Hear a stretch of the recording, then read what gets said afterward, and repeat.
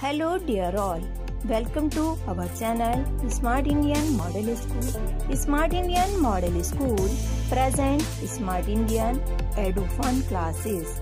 EduFun online classes include course studies of playgroup to class 12, emotional and communication skills, happiness classes and DIY activities. Student, अभी circular motion में कुछ और term को define करते हैं, time period को. अब हम डिफाइन करेंगे टाइम पीरियड को. सो टाइम पीरियड क्या है? टाइम टेकन वाया पार्टिकल और body to complete one revolution along its circular path is called its period of revolution and it is denoted by T. यानी कोई भी बॉडी अगर circular path पे, सो ये सर्कुलर पाथ है, सो एक रेवोल्यूशन को कंप्लीट करने के लिए जितना भी टाइम टेकन है उसी को क्या बोलते हैं हम? Time period. यानी time taken to complete one revolution on a circular path is called time period. Simple है, कोई दिक्कत नहीं है. क्लियर? इसके अलावा नेक्स्ट टर्म है फ्रीक्वेंसी. फ्रीक्वेंसी, सो इसको डिफाइन करें it is defined as number of revolution computed per unit time is called frequency. Per unit time is called frequency. Suppose करो ये कोई सर्कुलर पाथ है और बॉडी बहुत हाई स्पीड से मूव कर रहा है, तो 1 सेकंड में जितने रेवोल्यूशन करेगी, जितने भी 1 सेकंड में जितने रेवोल्यूशन करेगी उनकी जो नंबर होगा, number of revolution per unit time या per second is called frequency. So it is defined as the number of revolution computed per unit time is called frequency. Okay. अब T time में, time period T में कितने revolution कर रही थी? 1. So T time में अगर इसको ऐसे करें तो 1 सेकंड में कितने करेगा? 1/t. 1 सेकंड में कितनी करेगी? 1/t. नहीं समझ में आ रहा है, इसको ऐसे समझ सकते हैं. देखिए टी टाइम में कितना कर रहा है? 1. सो 1 सेकंड में कितना करेगा? 1/t. सिंपल है, कोई दिक्कत नहीं है. और 1 सेकंड में जितने रेवोल्यूशन होंगे that is frequency and it is denoted by new. इसको हम कैसे डिनोट करते हैं? न्यू से डिनोट करते हैं. क्लियर? ऐसा यूनिट ऑफ फ्रीक्वेंसी इज पर सेकेंड. इसकी यूनिट क्या होती है? पर सेकेंड, या जिसको हर्ट्स भी कहते हैं. इसको मोस्टली हर्ट्स ही कहते हैं, पर सेकेंड नहीं कहते हैं. ठीक है, लेकिन ऐसा यूनिट क्या है? पर सेकेंड, जिसको हर्ट्स कहते हैं. क्लियर? सुना होगा FM वगैरह जब पहले सुनते थे तो मीडियम बीट से इतने दशमलव किलोमीटर हर्ट्स पर, 92.7 किलोमीटर हर्ट्स पर, इस तरीके से सुना होगा. क्लियर? अब बात कर लेते हैं रिलेशन बिटवीन ओमेगा यानी angular velocity, frequency and time period में. Okay. So let a body, इसको सॉल्व करते हैं. Let a body completes one revolution in T time. कितना? एक रेवोल्यूशन कंप्लीट करने में कितना टाइम ले रही है? Time taken in one revolution is T, that is time period. It's travels an angle of 2π radiation. तो 1 रेवोल्यूशन में ये कितना एंगल ट्रेवल करेगा? पूरा एंगल कितना होता है सेंटर पे सर्किल के? 2π. तो 2π रेडियन के एंगल को ये ट्रेवल करेगा. ओके. सो एंगुलर वेलोसिटी, अगर एंगुलर वेलोसिटी फाइंड करें एक रेवोल्यूशन में, उसकी क्या रही होगी? Angular displacement upon time. कितना एंगुलर डिस्प्लेसमेंट हुआ? 2π का. और टाइम टेकन, एक रेवोल्यूशन है तो टाइम पीरियड के इक्वल होगा. यही रिलेशन है. सिंपल है, बहुत सिंपल है, कुछ भी नहीं है.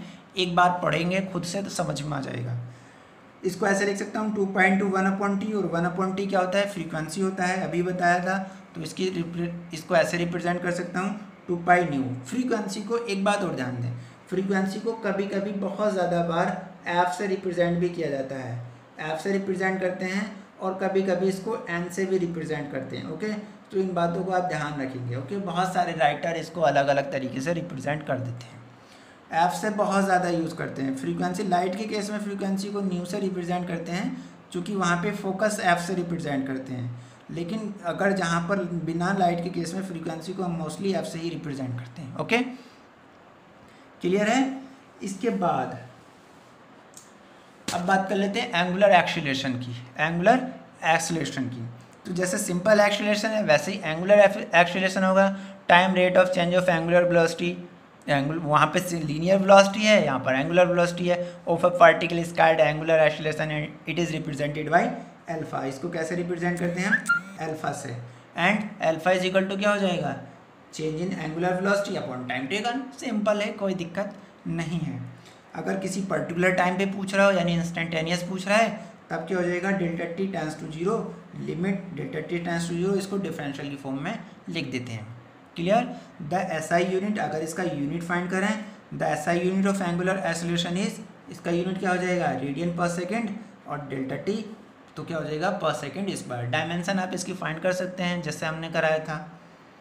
इस हम जानते हैं v equal to R omega, अभी हमने फाइंड किया है ना। दोनों साइड हम डिफरेंशिएट कर देते हैं, differentiate a with respect to t, differential करना है t के रेस्पेक्ट में। सो वी गेट डिफरेंशिएट, मैंने उसको सिखाया था कैसे करते हैं, d upon D T, that is b, t के रेस्पेक्ट में कर रहे हैं, विथ रेस्पेक्ट टू t के रेस्पेक्ट में कर रहे हैं, तो t आएगा नीचे, है ना।